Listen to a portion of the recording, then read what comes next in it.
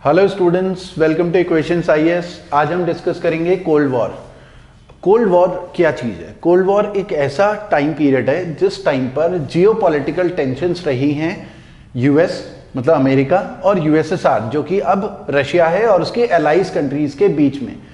दोनों के बीच में डायरेक्ट वॉर नहीं हुआ, लेकिन ये अपने एलाइज के थ्रू एक दूसरे के साथ प्रॉब्लम क्रिएट करते जा रहे थे, खासकर वर्ल्ड वॉर 2 के बाद से। तो ये जो कोल्ड वॉर वाला टाइम पीरियड है ये माना जाता है 1945 से लेकर 1991 तक, ठीक है, जब तक कि यूएसएसआर 15 कंट्रीज में ब्रेक नहीं हो गया, तब तक का टाइम पीरियड। अब इसके रीजंस क्या है कि क्यों अमेरिका और यूएसएसआर जो कि अब रशिया है उनके बीच में टेंशन्स रही। तो रीजंस की अगर हम बात करें, पहला फर्स्ट रीजन है कि दोनों के बीच में आइडियोलॉजिकल डिफरेंस, यूएस की इकोनॉमी और यूएसएसआर की इकोनॉमी में आइडियोलॉजिकल डिफरेंस है। तो आइडियोलॉजिकल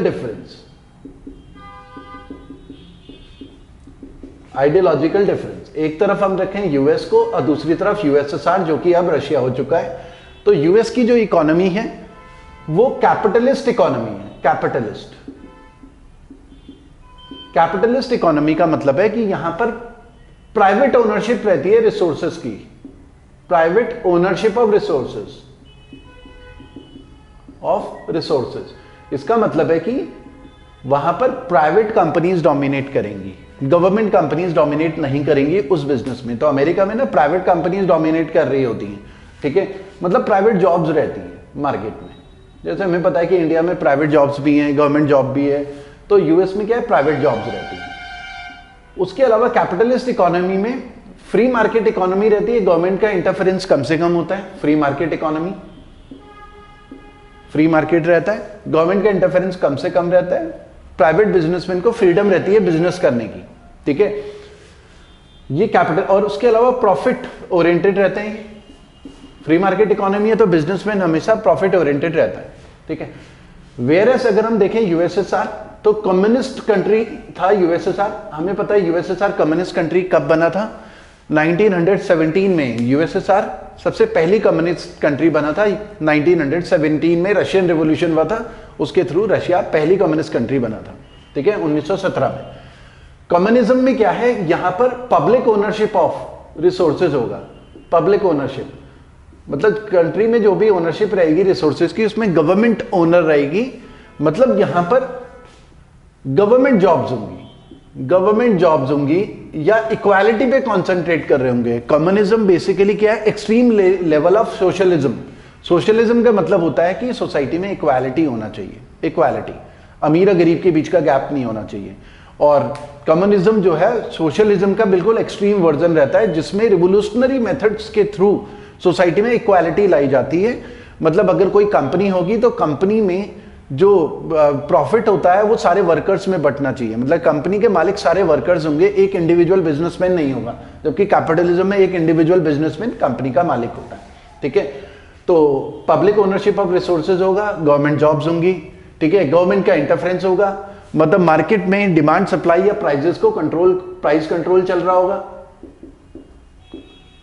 ठीक है। तो एक तो आइडियोलॉजिकल डिफरेंस हो गया अमेरिका और यूएसएसआर के बीच में, दोनों डिफरेंट टाइप की इकोनॉमी है, तो आइडियोलॉजिकल डिफरेंस की वजह से दोनों के बीच में एक टाइम पीरियड रहा सेकेंड वर्ल्ड वॉर के बाद से कि क्लैशेस होते चले गए, ठीक है। दूसरा जो मेन रीजन माना जाता है, दूसरा जो मेन रीजन है, स्टोरी जो टेंशन स्टार्ट हुई थी, पेरिस पीस कॉन्फ्रेंस हुई थी जो वर्ल्ड वॉर 2 के बाद, वर्ल्ड वॉर 2 जब एंड हुआ 1939 से 45, पेरिस की पीस कॉन्फ्रेंस हुई, उसके बाद से दोनों के बीच में डिफरेंसेस स्टार्ट हो चुके थे, ठीक है। और ये पेरिस पीस कॉन्फ्रेंस में येल्टा और एक पोस्टडैम कॉन्फ्रेंस थी। Paris peace conference world war 1 का पार्ट, हाँ। एक येल्टा कॉन्फ्रेंस हुई थी, येल्टा कॉन्फ्रेंस हुई थी फरवरी 1945 में। येल्टा एक जगह है क्रीमिया में, यहां से टेंशन स्टार्ट हो गई थी यूएस और यूएसएसआर के बीच में। येल्टा कॉन्फ्रेंस में क्या हुआ कि जर्मनी के 4 टुकड़े करे गए, ये अगर मैं जर्मनी का एक रफ मैप बना लेता हूं, जर्मनी के 4 टुकड़े करेंगे, मतलब एक हिस्से पे तो हमारा फ्रांस ने कब्जा कर लिया था, दूसरे पे यूके और तीसरा यूएस, और ये वाले हिस्से पे जर्मनी में यूएसएसआर।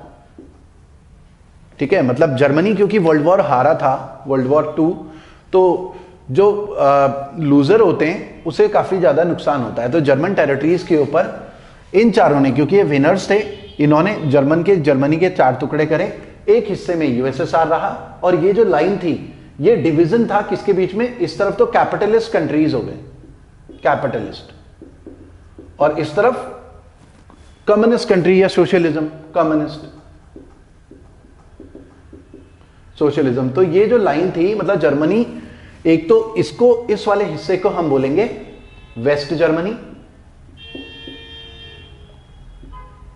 और वेस्ट जर्मनी क्या था, कैपिटलिस्ट था, और एक तरफ था ईस्ट जर्मनी जो कि कम्युनिस्ट था, यूएसएसआर के कब्जे में था। ऑब्जेक्टिव क्या था, इन चारों ने क्यों डिवाइड किया था, क्योंकि जर्मनी में नाजी पार्टी रूल करती थी, और नाजी पार्टी को हेड कर रहे थे एडोल्फ हिटलर।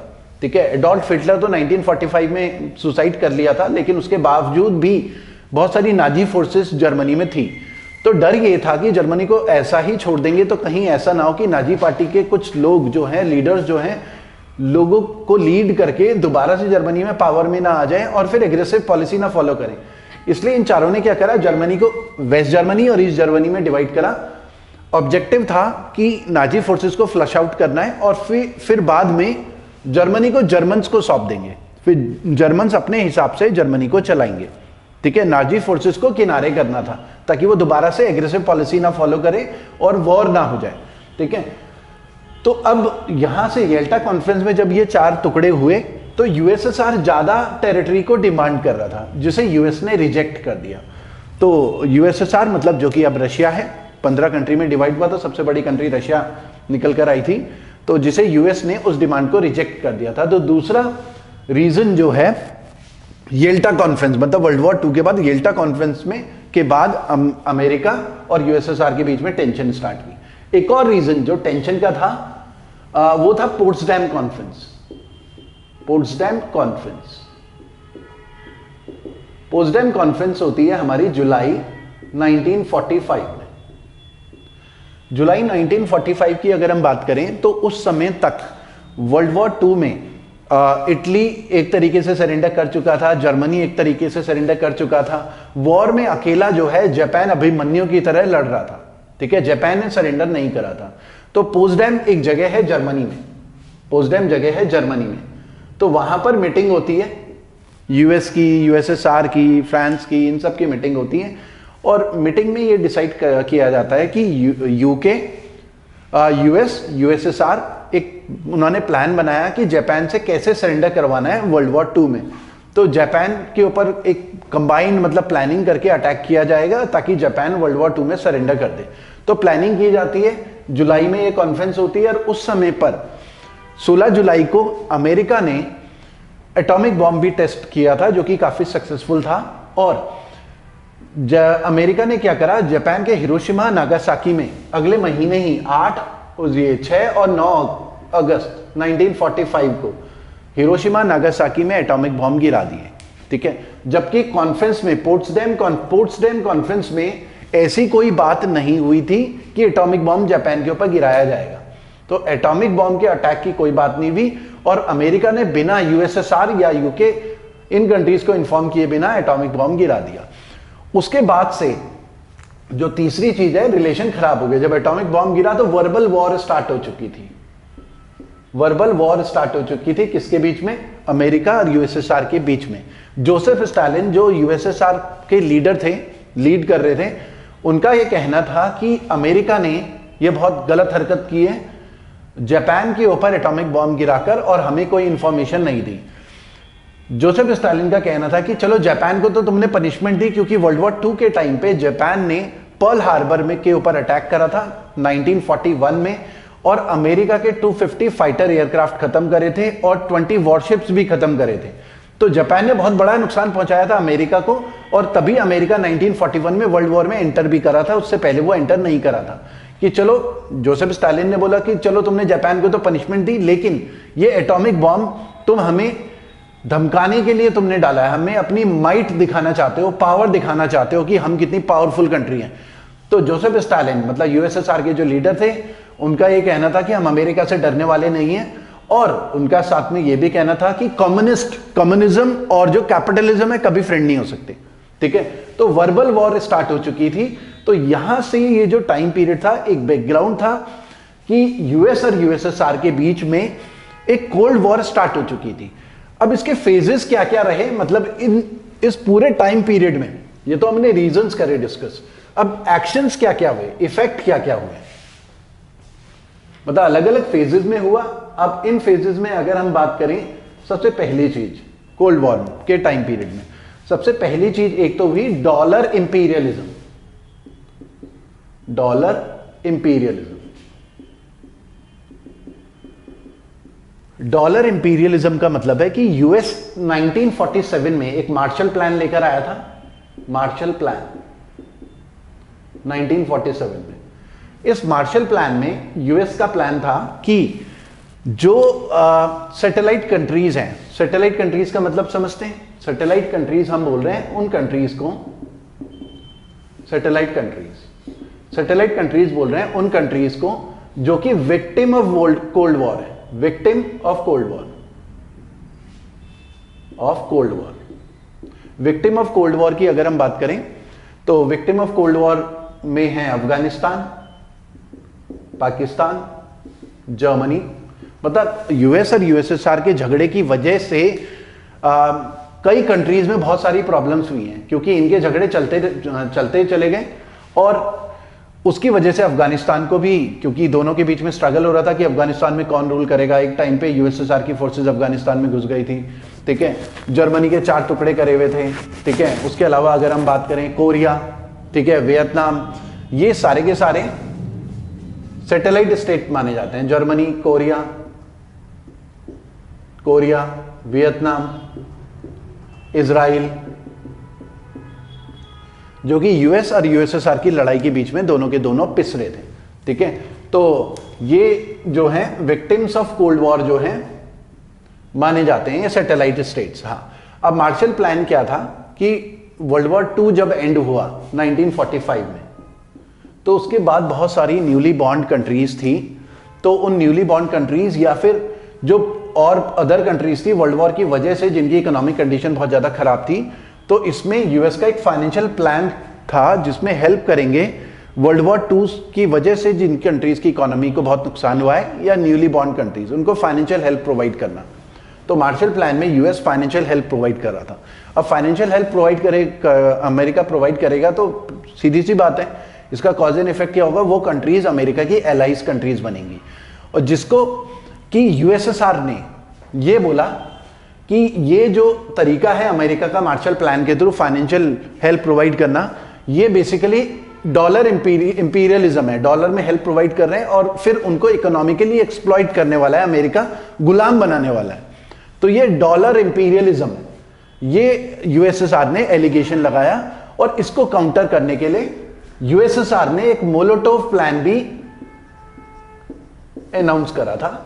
मतलब मार्शल प्लान को काउंटर करने के लिए मोलोटोव प्लान में यूएसएसआर जो है सैटेलाइट, अपनी सैटेलाइट कंट्रीज जो कि एलाइज होंगी यूएसएसआर की, उनको फाइनेंशियल हेल्प प्रोवाइड करेगा ताकि वो जो है अमेरिका के साथ ना चले जाएं। क्योंकि यूएसएसआर को ये डर था कि भाई अमेरिका जब इतनी फाइनेंशियल हेल्प प्रोवाइड कर रहा है तो कई कंट्रीज उनके साथ चले जाएंगे, हमारे साथ कौन रहेगा फिर। तो उन्हें भी मजबूरी में फाइनेंशियल हेल्प प्रोवाइड करनी पड़ी।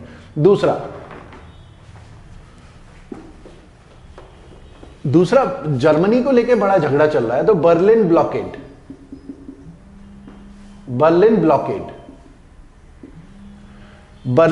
में क्या था, बर्लिन ब्लॉकेड में हमारे पास, क्योंकि बर्लिन कैपिटल थी जर्मनी की, तो कैपिटल को भी 2 हिस्सों में बांटा हुआ था। जो कैपिटलिस्ट कंट्रीज थी उन्होंने, और जो कम्युनिस्ट कंट्री यूएसएसआर उसने बर्लिन को भी 2 हिस्सों में बांटा हुआ था। तो यूएसएसआर की कोशिश ये थी कि ये जो कैपिटलिस्ट लोग हैं ये बर्लिन की तरफ ना आए, उनको रोकने की कोशिश, उसे बर्लिन ब्लॉकेड बोलेंगे, जो कि 1948 के बाद से स्टार्ट हो चुका था। और 1961 में तो बर्लिन में तो एक बर्लिन वॉल बन चुकी थी, बर्लिन वॉल।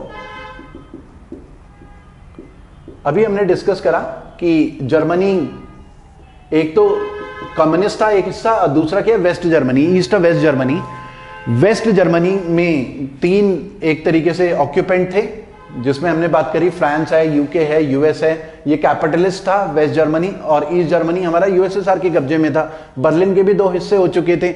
एक वॉल बनाई गई और उसमें बार्ब्ड वायर लगाई गई, बर्लिन वॉल, ठीक है। कोशिश ये करी गई कि ईस्ट जर्मनी के लोग वेस्ट जर्मनी, कैपिटलिस्ट जर्मनी की तरफ ना चले जाएं, क्योंकि हो क्या रहा था कि जो कैपिटलिस्ट जर्मनी था, वेस्ट जर्मनी, वहां पर जॉब अपॉर्चुनिटीज वगैरह काफी ज्यादा क्रिएट हो रही थी बेटर तरीके से, और जो यूएसएसआर के कब्जे वाला जर्मनी था, ईस्ट जर्मनी, वहां पर अनएम्प्लॉयमेंट, इन्फ्लेशन, बहुत सारी प्रॉब्लम्स थी, तो माइग्रेट कर रहे थे लोग। तो उनको रोकने के लिए एक बर्लिन वॉल बनाई गई, ठीक है, बार्ब्ड वायर लगाई गई, ताकि लोग उधर माइग्रेट ना हो, उनको रोकने की कोशिश थी, ठीक है।